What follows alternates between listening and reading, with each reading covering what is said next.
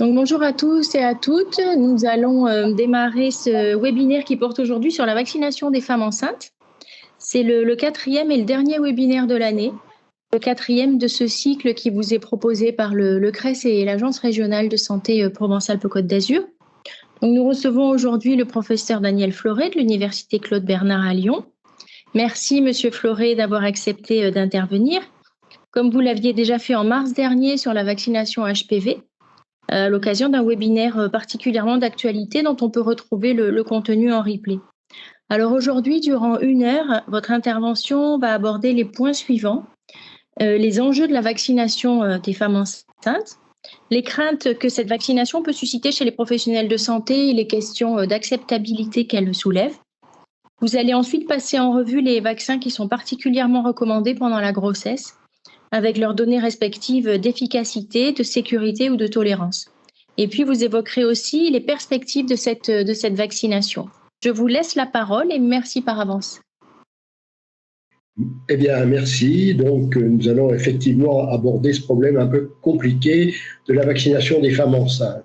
Lors de la grossesse, il y a une modification de l'immunité cellulaire de type T1 et dont l'objectif, c'est de protéger le fœtus vis-à-vis d'une agression par les lymphocytes T maternels. Mais par contre, cette modification fragilise la mère vis-à-vis des infections et peut influencer défavorablement la réponse immunitaire au vaccin, et c'est en particulier, comme on le verra, le problème des vaccins vivants viraux.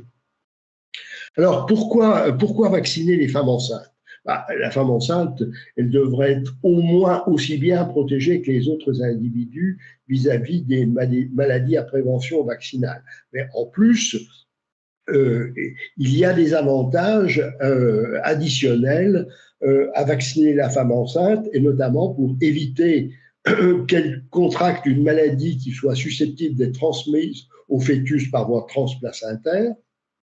Ça permet également d'éviter ça va permettre, dans certains cas, de transmettre à son enfant des anticorps qui vont le protéger durant les premiers mois de la vie, on verra ça.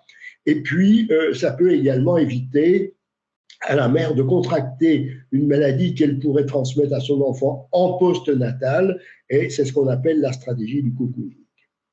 Alors, la démonstration d'une protection du nouveau-né et du jeune nourrisson par la vaccination de sa mère pendant la grossesse a été apportée pour la première fois avec la vaccination du tétano, contre le tétanos, qui a été recommandée par l'OMS dans les pays du tiers-monde et notamment en Afrique. Et cette vaccination des femmes enceintes a permis d'éviter le tétanos ombilical, qui était un véritable fléau dans ces pays, et a permis de réduire de plus de 90% la mortalité par tétanos néonatal.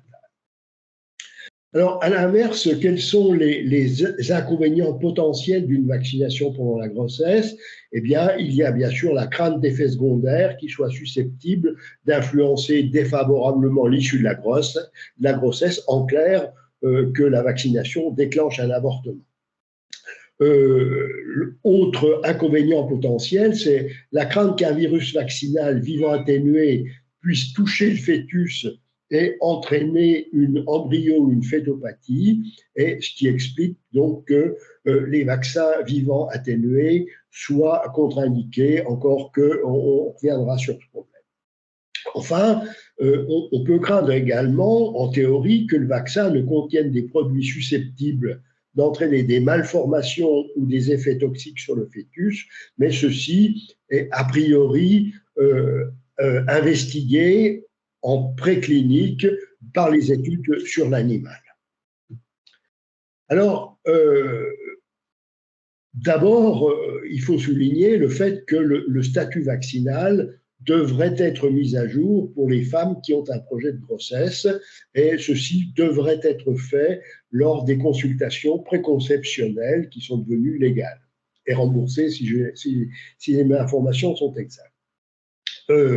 Et cette mise à jour de la vaccination est particulièrement importante pour les vaccins vivants qui sont contre-indiqués pendant la grossesse, c'est-à-dire en particulier rougeole, rubéole et oreillon, et puis également la vaccination contre la varicelle pour les femmes non immunes.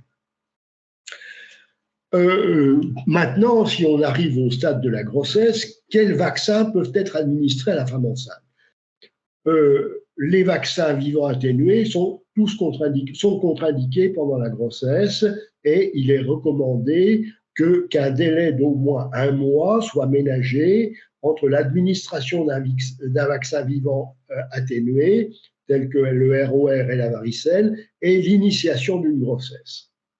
Par contre, il y a eu des milliers de femmes qui ont reçu par erreur ou parce qu'elles ne se savaient pas enceintes un vaccin vivant pendant la grossesse et il n'a jamais été rapporté de problème ni vis-à-vis du fœtus ni vis-à-vis de la mère, ce qui veut dire que si par hasard une femme reçoit un vaccin vivant alors qu'elle est enceinte, il n'y a pas d'exploration particulière à prévoir, ni bien sûr de gestes, et il n'est pas question d'envisager de proposer une interruption thérapeutique de grossesse, car le risque en pratique paraît tout à fait négligeable, si ce n'est même, on peut dire, nul. Alors, vis-à-vis de la vaccination avec le vaccin vivant pendant la grossesse, il y a une exception qui est la vaccination contre la fièvre jaune, et il est admis que si une femme enceinte doit de manière inévitable se rendre dans une zone d'endémie de la fièvre jaune, et surtout s'il y a une épidémie en cours de fièvre jaune, eh bien, cette femme enceinte peut malgré tout être administrée, être vaccinée, donc en prenant en compte la balance bénéfice-risque. Alors, pour ce qui concerne maintenant les vaccins inertes, tous les vaccins inertes peuvent être administrés à une femme enceinte. Alors, si vous prenez le RCP des vaccins, c'est toujours un peu ambigu, notamment l'HPV est déconseillé pendant la grossesse parce qu'il n'y a pas de données suffisantes. Mais quoi qu'il en soit, rien n'empêche une mise à jour des vaccinations pendant la grossesse si cette mise à jour est nécessaire, en particulier si on a une épidémie, si cette femme enceinte est exposée à un risque professionnel ou si elle doit séjourner dans un pays d'endémie. Il est recommandé, dans ces cas-là, d'utiliser plutôt une forme monovalente de vaccin, mais des vaccins monovalents, il y en a de moins en moins. Alors, donc, tous les vaccins inactivés, donc inertes, peuvent être administrés pendant la grossesse. Il y a même certains vaccins qui sont spécifiquement recommandés pendant la grossesse, et c'est le problème que nous allons surtout aborder. Ces vaccins, comme vous le savez, c'est la grippe saisonnière, c'est la coqueluche, c'est la vaccination Covid-19, et puis je dirais un petit mot de la vaccination VRS, bien qu'il n'y ait pas actuellement de recommandations concernant cette vaccination. Alors, concernant la grippe, on sait que la grippe chez les femmes enceintes, il y a plusieurs études que vous voyez résumées dans ce graphique qui montrent que les femmes enceintes ont un risque majoré d'être hospitalisées pendant la grossesse, notamment pour des problèmes respiratoires et cardiovasculaires, et que ce risque est augmente avec le stade de la grossesse. C'est surtout au deuxième et surtout le troisième trimestre que ces ennuis peuvent survenir à type de complication de la grippe et entraîner une hospitalisation. Alors, quel est le risque lié à la grippe saisonnière pendant la grossesse? La grippe n'est pas anodine chez les femmes enceintes. C'est un facteur de grippe, donc on a vu que même en l'absence de comorbidité, il y a une majoration du risque d'être hospitalisé. Par contre, les données dont on dispose ne montrent pas qu'il y ait une surmortalité des femmes enceintes, à l'exception des pandémies, où il y a effectivement une augmentation du risque de mortalité des femmes enceintes. Et en plus de ça, il y a au cours des pandémies le risque de mort fétale ou de prématurité qui a été documenté. C'est beaucoup moins évident lors des épidémies de grippe saisonnière, encore qu'il y ait quelques études qui aient montré une augmentation des avortements, mais en général, on considère qu'il n'y a pas vraiment de risque fœtal lié à la grippe durant les épidémies de grippe saisonnière. Maintenant, qu'en est-il du risque du nouveau-né et du petit nourrisson? Alors, il y a de nombreuses études qui sont intéressées au risque de grippe chez les jeunes enfants, et ces études, notamment ces études américaines, ont montré clairement que le risque d'hospitalisation des nourrissons de moins de 1 an et surtout de moins de 6 mois était élevé. Et même cette étude montre que le risque d'être hospitalisé lié à la grippe chez les nourrissons de moins de 1 an est identique à celui des adultes à risque. Alors donc, augmentation du risque d'être hospitalisé, surtout dans les 6 premiers mois de la vie, mais il y a également des grippes graves chez les enfants, et le CDC a publié des données là-dessus montrant qu'il y a effectivement des décès liés à la grippe chez les jeunes enfants. Et que ce qui a été également démontré, c'est que le risque, là encore, il concerne essentiellement les tout petits, et le risque est maximal de décès. Il y a une complication de la grippe, est maximal chez le nourrisson de moins de 6 mois, et ce risque, il est 10 fois plus élevé que chez l'enfant d'âge scolaire. Voilà, donc les deux éléments qui justifient que l'on essaye de protéger à la fois la femme enceinte et le jeune nourrisson des complications de la grippe. Alors, est-ce que on ne peut pas vacciner les enfants avant moins de 6 mois? Est-ce que la vaccination contre la grippe protège à la fois les femmes enceintes et à la fois le nourrisson? Alors, pour ce qui concerne la protection des femmes enceintes, eh bien, les études ont montré que sur le plan de la réponse immunitaire, les femmes enceintes répondaient à la vaccination grippale de la même façon que les femmes de même âge non enceintes. Il y a par contre très peu d'études d'efficacité de la vaccination des femmes enceintes pour les protéger elles-mêmes. Il y a une seule étude randomisée qui a été réalisée où les femmes ont été vaccinées soit contre la grippe, soit ont reçu un vaccin pneumococcique, et ceci au 3e trimestre. Et cette étude a montré une réduction de 36% des épisodes respiratoires fébriles chez les femmes vaccinées contre la grippe. C'est l'étude de Zaman sur laquelle on reviendra à propos de la protection des nourrissons. Alors, donc, peu d'études randomisées donc pour démontrer l'efficacité. Mais enfin, il n'y a pas de raison que, encore une fois, puisque la réponse immunitaire est la même, il n'y a pas de raison que la vaccination protège moins bien les femmes enceintes que les femmes de même âge non enceintes. Alors, quel est maintenant le profil de sécurité du vaccin grippal chez la femme enceinte? Eh bien, il n'y a pas de risque particulier à la vaccination des femmes enceintes contre la grippe saisonnière, mais il faut quand même remarquer qu'il n'y a pas d'études randomisées contrôlées, qu'on s'appuie sur des données de surveillance en vie réelle et notamment des études de cohorte dans lesquelles le nombre de femmes enceintes était quand même limité, ne dépassant 7500, et notamment il y a peu de données concernant la vaccination des femmes enceintes durant le 1er trimestre. Il y a quand même eu des études qui ont été faites durant la pandémie de 2009, et ces études, durant la pandémie de 2009, il y a eu une incitation forte à vacciner les femmes enceintes. Eh bien, ces études ont confirmé la bonne tolérance des vaccins grippaux chez la femme enceinte, même avec le vaccin qui comportait un adjuvant, puisque le vaccin pandémique de 2009, enfin, certains avaient un adjuvant. Maintenant, qu'en est-il de la protection des nourrissons?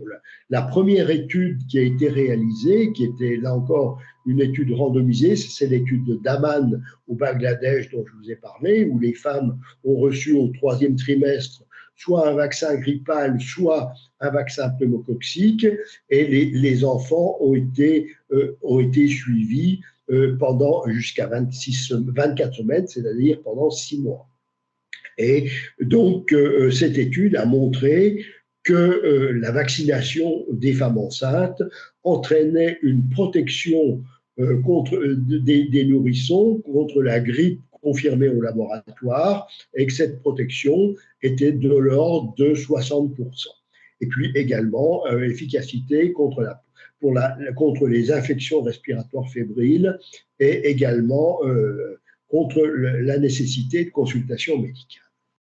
Alors, il y a eu une méta-analyse Cochrane qui a regardé donc le problème de l'efficacité de la vaccination des femmes enceintes, et cette méta-analyse Cochrane qui date de 2018 montre que la vaccination des femmes enceintes a prévenu la grippe H1N1, donc il y a eu à cette occasion des études, donc avec un taux de protection de l'ordre de 50%. Cette méta-analyse conclut également que la vaccination des femmes enceintes prévient la grippe chez l'enfant de 0 à 24 semaines, avec là encore une efficacité de l'ordre de 50%. Par contre,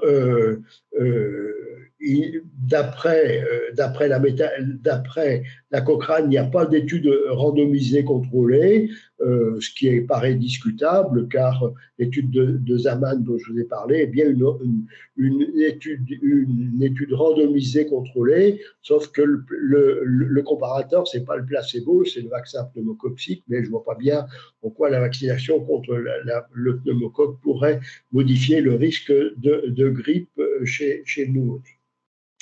Enfin, également, cette vaccination prévient les syndromes grippales chez la mère et prévient la grippe chez l'enfant, également dans les études observationnelles, de l'ordre de 40%. Et puis également, cette méta-analyse conclut qu'il n'y a pas d'effet significatif sur le risque d'avortement ou de mort fœtale.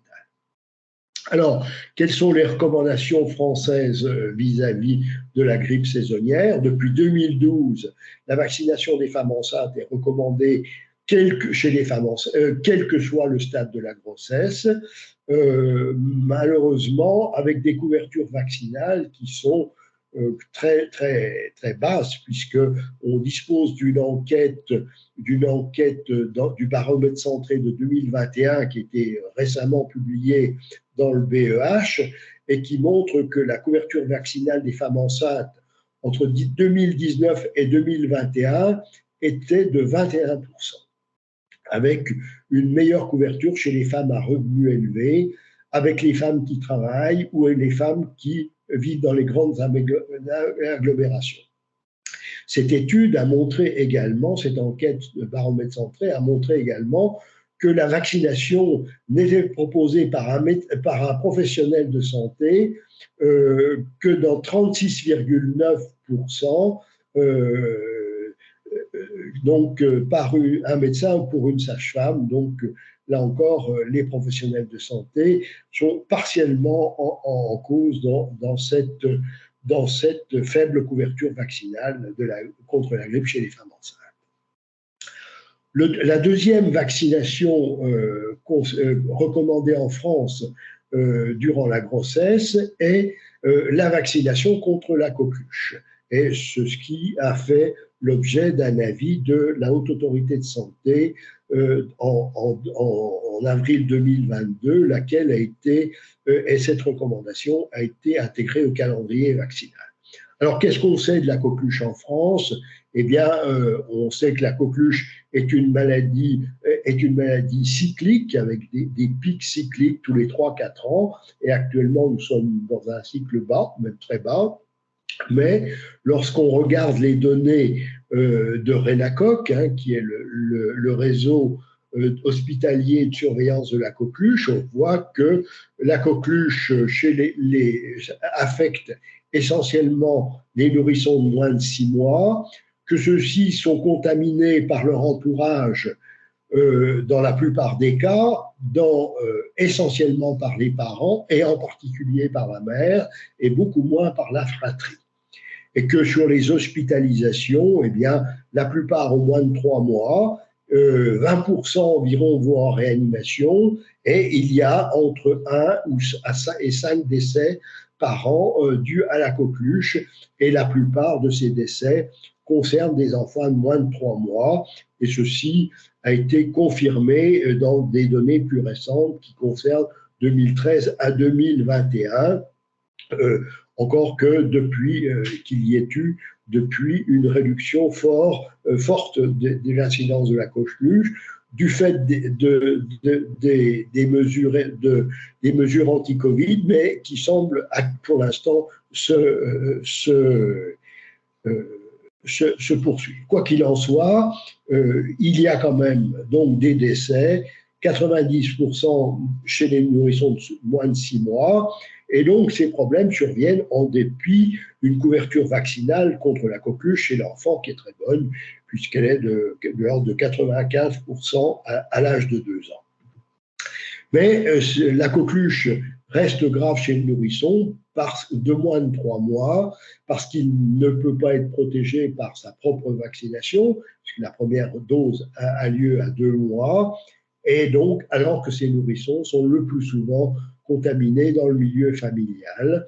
Et donc c'est la raison pour laquelle a été mise en place en 2004 la stratégie du cocooning, qui consiste à éviter que les personnes de l'entourage du nourrisson ne contractent la coqueluche.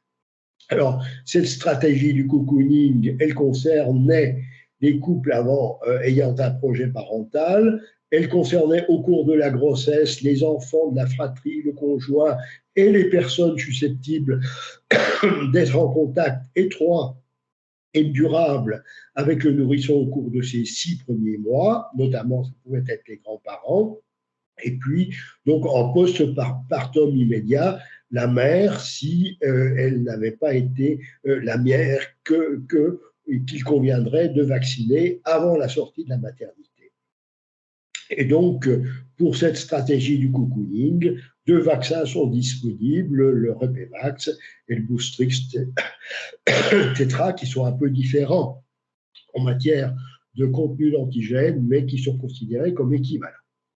Alors, cette stratégie du cocooning, il faut reconnaître qu'elle n'est pas facile à appliquer et que actuellement, les dernières enquêtes qui avaient été menées montraient que la couverture vaccinale de l'entourage du nourrisson allait de 30 à 60% selon les enquêtes, et donc une couverture vaccinale insuffisante pour une protection efficace. En outre, cette stratégie du cocooning a fait l'objet de critiques, et notamment si on vaccine la femme en postpartum, le temps de l'immunisation, il va se passer 1 mois et c'est là que le risque est maximal, donc ils ne sont pas protégés.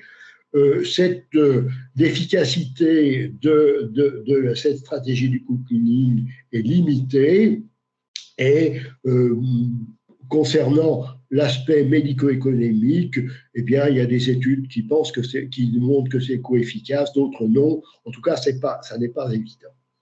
Et ceci explique que certains pays aient développé une stratégie alternative à cette stratégie du cocooning par la vaccination des femmes enceintes, dans le but d'éviter que la mère ne contracte la coqueluche et contamine son enfant, mais également de protéger l'enfant pendant ces 3 premiers mois du fait des anticorps maternels transmis.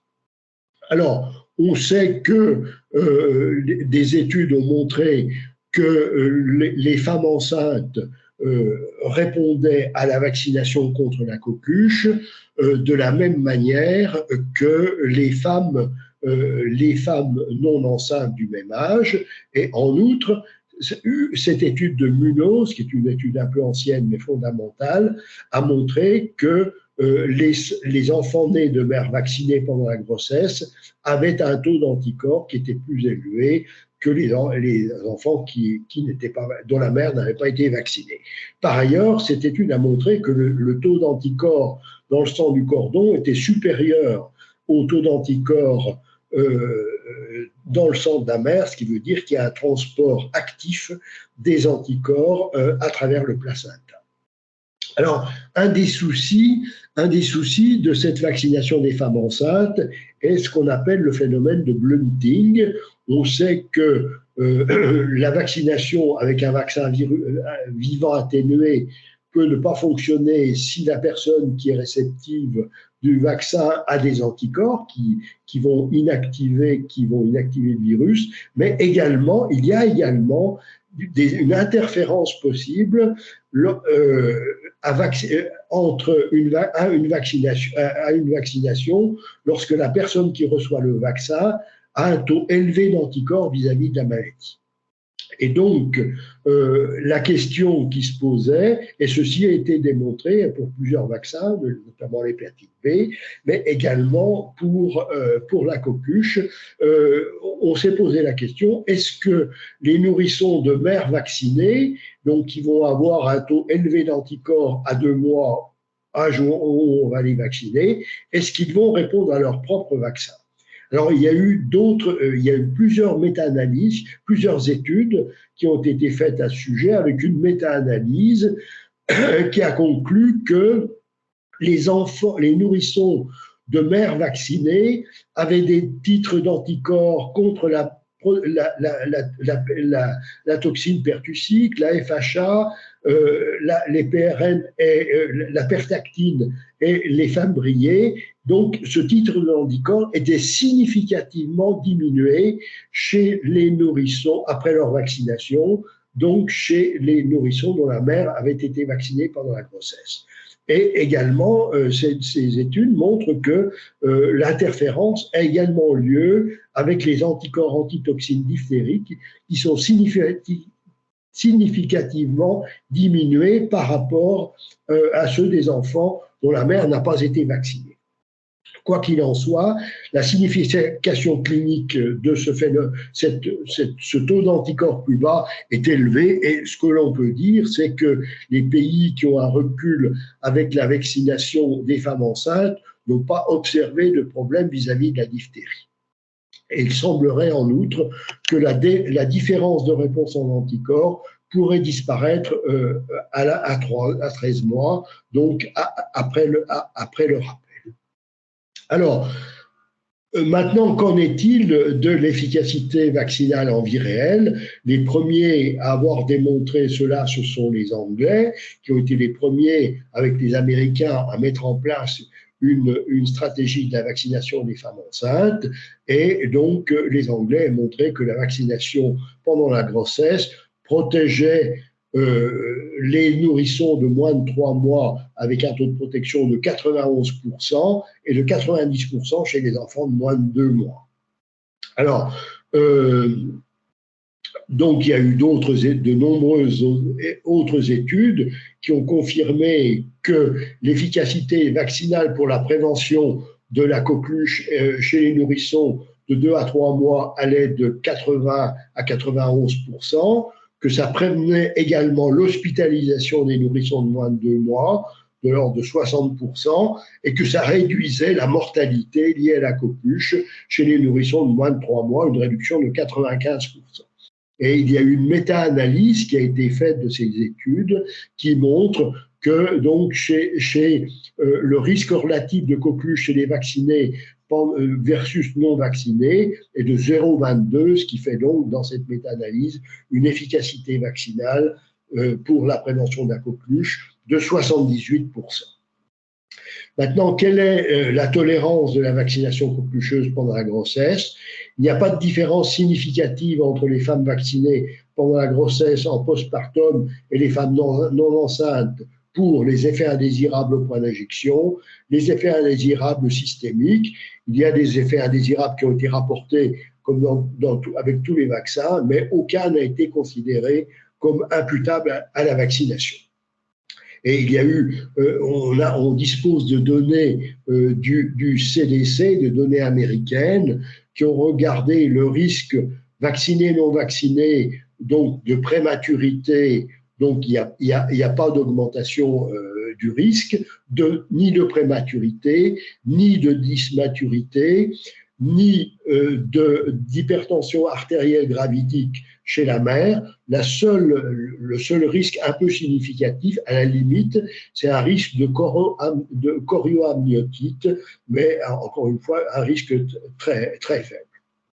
Et puis, les Anglais ont beaucoup regardé tout ce qui pourrait survenir comme accident pendant la grossesse, avec un objectif essentiel qui est de démontrer le lien avec cette vaccination et une possible mort fétale in utero. Et vous voyez qu'aucun des items examinés, décès néonatal, prééclampsie, placenta prévia,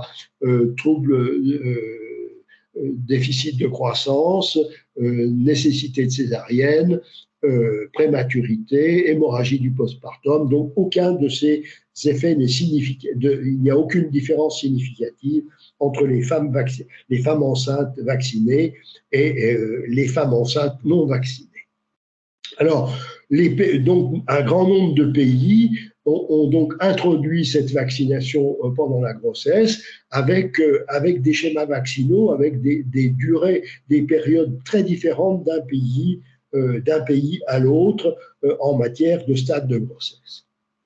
Alors, on reviendra sur ce qui est recommandé en France. Alors maintenant, un des points essentiels, c'est l'acceptabilité de la vaccination pendant la grossesse. On a vu qu'en France, l'acceptabilité de la vaccination coquelucheuse est basse. Qu'en est-il de la coqueluche? Eh bien, on dispose d'une étude, l'étude Prévacoc, qui a interrogé des femmes en postpartum et 77% d'entre elles se sont déclarées favorables à être vaccinées contre la coqueluche pendant la grossesse. Et puis, il y a également une étude d'acceptabilité qui a été faite auprès des professionnels de santé et 93% étaient favorables à la vaccination. 67% utilisaient le cocooning et 71% estimaient que la vaccination des femmes enceintes pourrait être plus efficace que le cocooning. Alors, quelles sont les recommandations françaises? Donc, la vaccination est recommandée chez les femmes enceintes à partir du 2e trimestre, en privilégiant la période entre 24 et 36 semaines d'aménorrhée, avec un vaccin diphtérie, tétanos, coqueluche, polio. Cette vaccination doit être répétée à chaque grossesse et une femme qui a été vaccinée avant la grossesse doit être revaccinée pendant la grossesse avec un délai de 4 semaines qui est requis entre les deux vaccins. Et puis, la vaccination contre la coqueluche peut être co-administrée avec la vaccination contre la grippe et la Covid-19. Alors, qu'en est-il de la stratégie du cocooning? Eh bien, si la mère n'a pas été vaccinée pendant la grossesse, eh bien, la stratégie du cocooning s'applique pour la mère qui devrait être vaccinée en postpartum immédiat, même si elle allait, et pour l'entourage du nouveau-né, tel qu'on l'a décrit tout à l'heure. Et puis, la nouveauté, c'est que la vaccination des femmes enceintes peut maintenant être prescrite et administrée, non seulement par le médecin et une sage-femme, mais également une infirmière ou un pharmacien, une pharmacienne. Alors, qu'en est-il maintenant de la Covid? Alors, les femmes enceintes n'ont pas de réceptivité particulière à la Covid, mais par contre, il est démontré que la grossesse est un facteur de risque de forme grave de Covid, et notamment, il y a une méta-analyse qui a été faite qui a montré que le risque comparé à une femme de même âge non enceinte, le risque d'admission en réanimation était multiplié par plus de 2, que le risque de recours à la ventilation invasive était multiplié par 2,59 et le risque de recours à l'ECMO est par 2. Et une étude du CDC qui portait sur 400 000 femmes enceintes a montré que le risque de décès le risque relatif de décès était de 1,7. et que ce risque concerne la période de la grossesse, mais se poursuit également dans le postpartum immédiat. Alors, qu'en est-il du Covid sur l'issue de grossesse? Là encore, une revue de la littérature avec méta-analyse a montré que le Covid pendant la grossesse était associé à une augmentation du risque de prééclampsie, de naissance prématurée et de mort fœtale, risque majoré dans les formes sévères de Covid.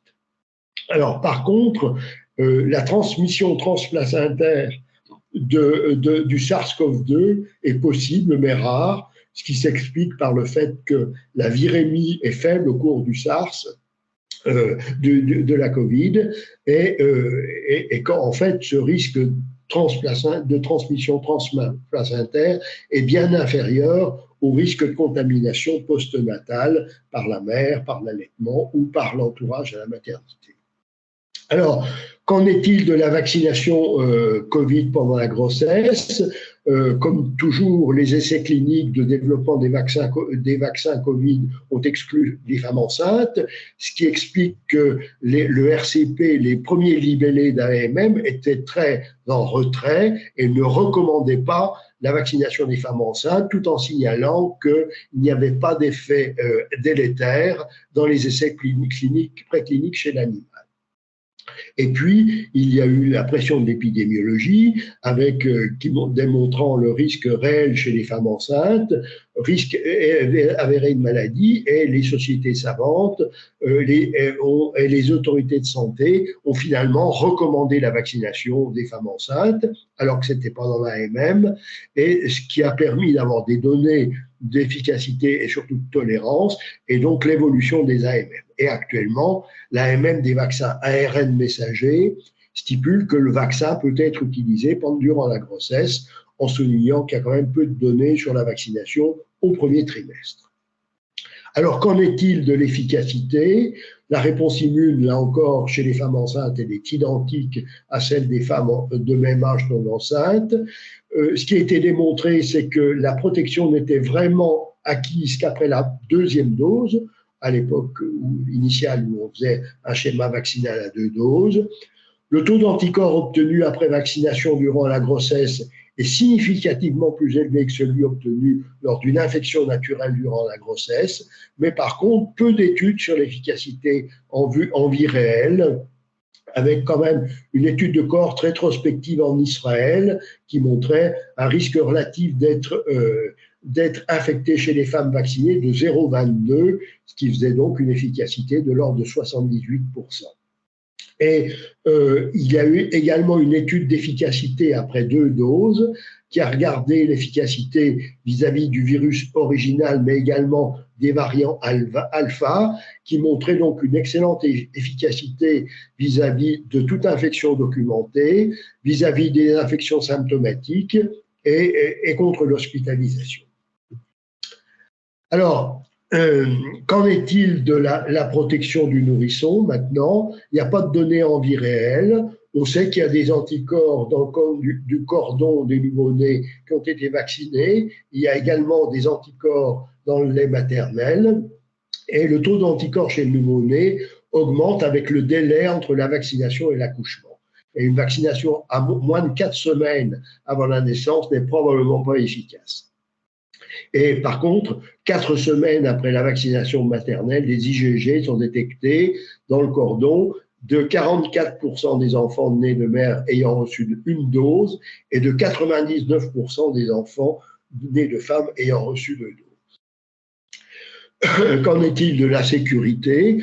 Eh bien, il y a divers systèmes de pharmacovigilance dans divers pays, dont la France, qui ont gardé la problématique de la vaccination des femmes enceintes et qui n'ont pas relevé de signal particulier lors de la vaccination des femmes enceintes, ni pour la mère, ni pour l'issue de la grossesse, ni pour l'enfant. Un des points clés est le risque de fausse couche, de perte fœtale, et plusieurs études montrent l'absence de majoration de ce risque, y compris en France. Alors, quelles sont les recommandations vaccinales? Donc, les femmes enceintes appartiennent à la liste des personnes à risque de Covid-19 pour lesquelles la vaccination est recommandée, quel que soit le stade de la grossesse et ont été éligibles à la vaccination à 2 doses.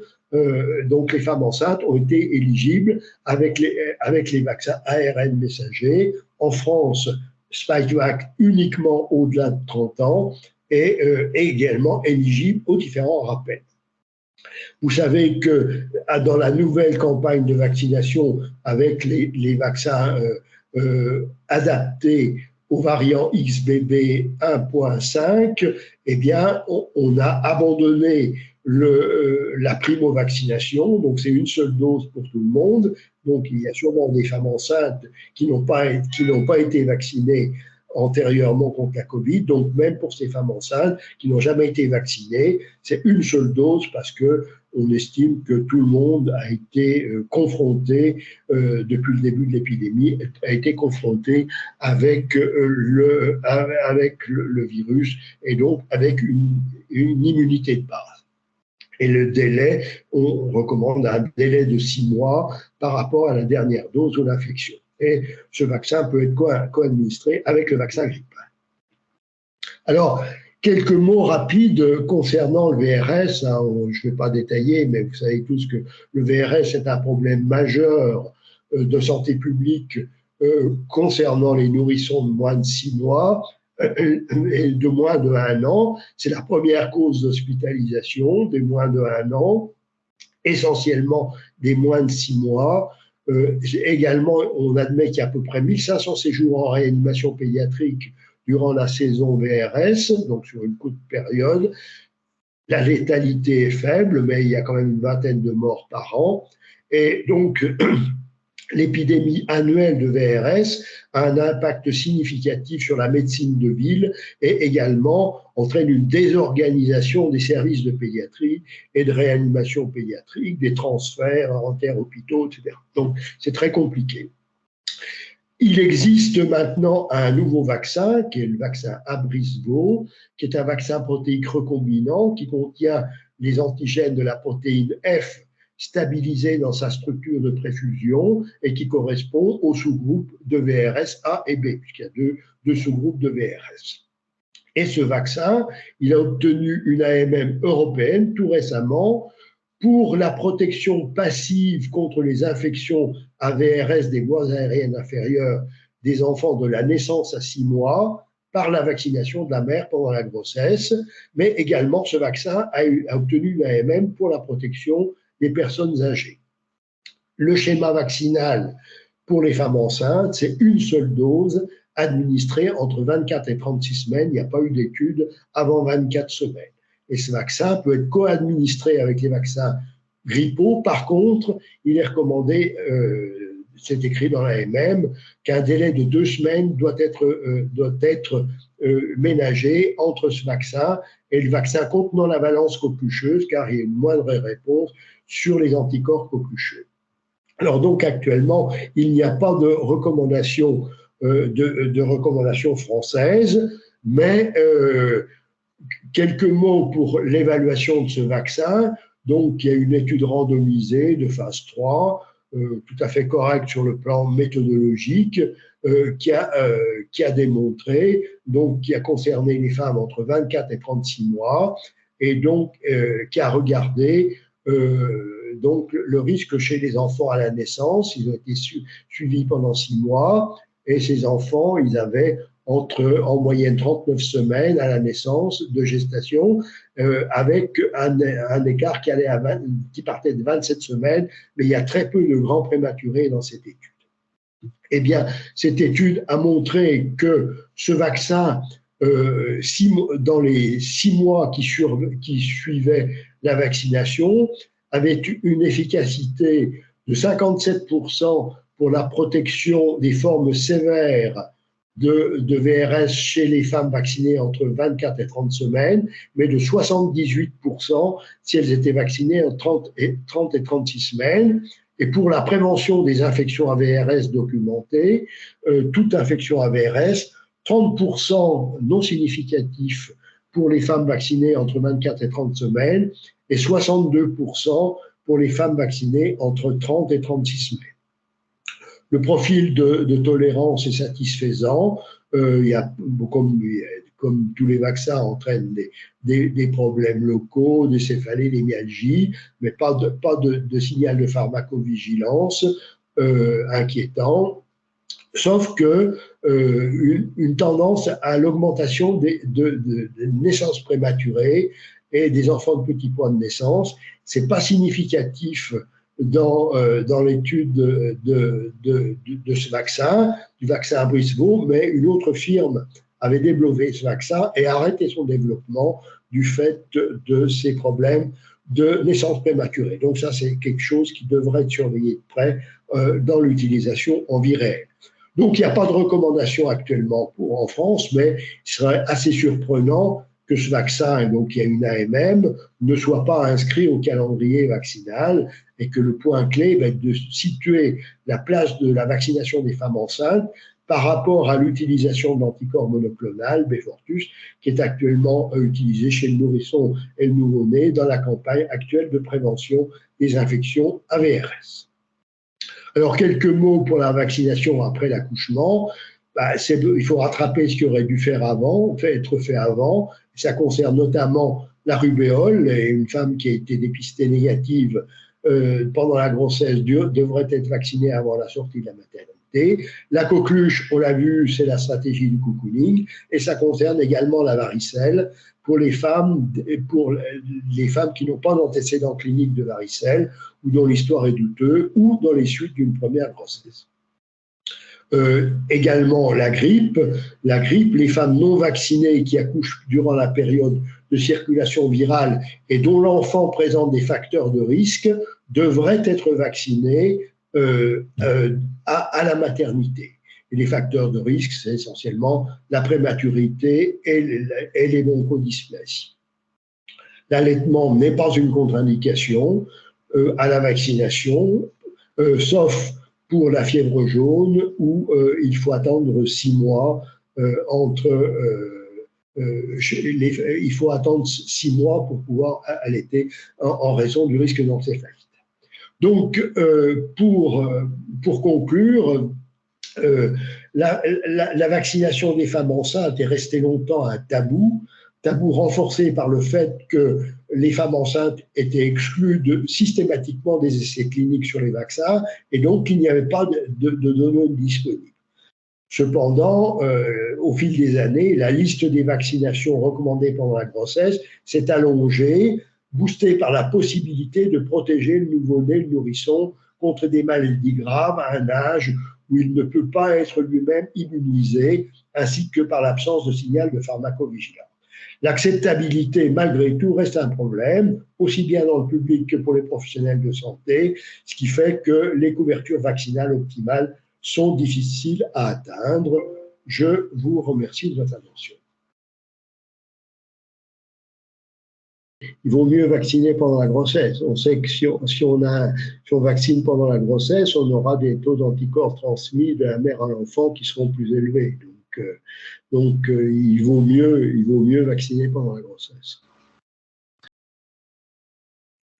Écoutez, la vaccination des femmes enceintes, pour l'instant, le vaccin a une AMM européenne, donc, et ce vaccin, il est en cours d'examen par la HAS, et la HAS va émettre des recommandations vaccinales, des recommandations dans les mois qui suivent. Je sais rien, hein, je peux pas dire quelles seront les conclusions de la HAS, mais voilà, on peut penser que si le vaccin devait être recommandé, il est possible que ceci apparaisse au calendrier vaccinal de l'année prochaine. Mais encore une fois, c'est de la spéculation, je ne peux pas m'avancer là-dessus. Pour la protéger, elle, c'est n'importe quand. Si on pense devoir protéger le nourrisson, il faut que la vaccination ait lieu au moins 4 semaines avant l'accouchement. Alors, Covid non, parce que Covid, c'est pas que l'hiver. Hein. La grippe, oui, c'est bien sûr que c'est la vaccination contre la grippe, elle concerne des femmes qui qui vont être enceintes durant la période de circulation du virus, mais même pour la protection du nourrisson, c'est les 6 mois qui après. Donc en fait, je pense qu'on peut vacciner toutes les femmes enceintes contre la grippe. Mais vous savez comme moi que le vaccin grippal, il n'est disponible qu'une certaine période. Donc on ne peut pas vacciner contre la grippe au mois de juillet parce qu'il n'y a pas de vaccin grippal. Pour la coqueluche, c'est évident, pour la grippe aussi. Et Covid, c'est pareil, hein, la baisse des anticorps, surtout pour la protection du nouveau-né, il faut avoir des taux d'anticorps élevés. Et donc, le taux d'anticorps résiduel d'une grossesse antérieure, il est très faible. Et pour la coqueluche, c'est absolument démontré. Le levier principal, ce sont les professionnels de santé.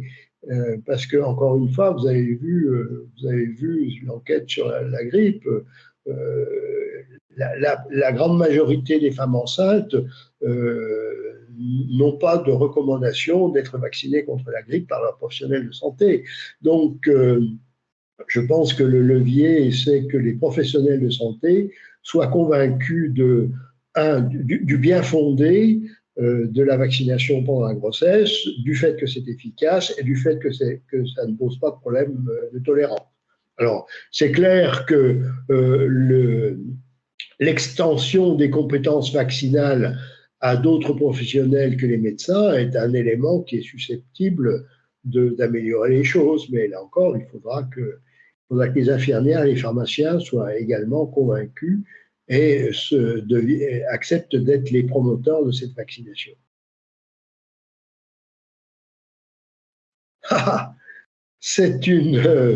C'est un serpent de mer. Ça fait 20 ans que nous réclamons d'avoir un vaccin coquelucheux non combiné. Jusqu'à présent, les firmes considéraient que c'était une niche et sur le plan économique, il n'y avait aucun intérêt à développer un vaccin coquelucheux non combiné. À ma connaissance, il y a actuellement une firme, qui n'est pas une firme européenne, qui a un vaccin anti-coquelucheux non combiné et qui va essayer d'obtenir une autorité, qui devrait déposer une demande d'autorisation de mise sur le marché en Europe. Mais pour l'instant, pour l'instant, c'est pas possible, il n'y en a pas. Merci beaucoup. Merci, il est midi, donc on va conclure ce webinaire et on vous donne rendez-vous écoutez, l'année prochaine, en 2024, pour 4 nouveaux webinaires. Et encore merci à tous de votre participation et une excellente fin de journée.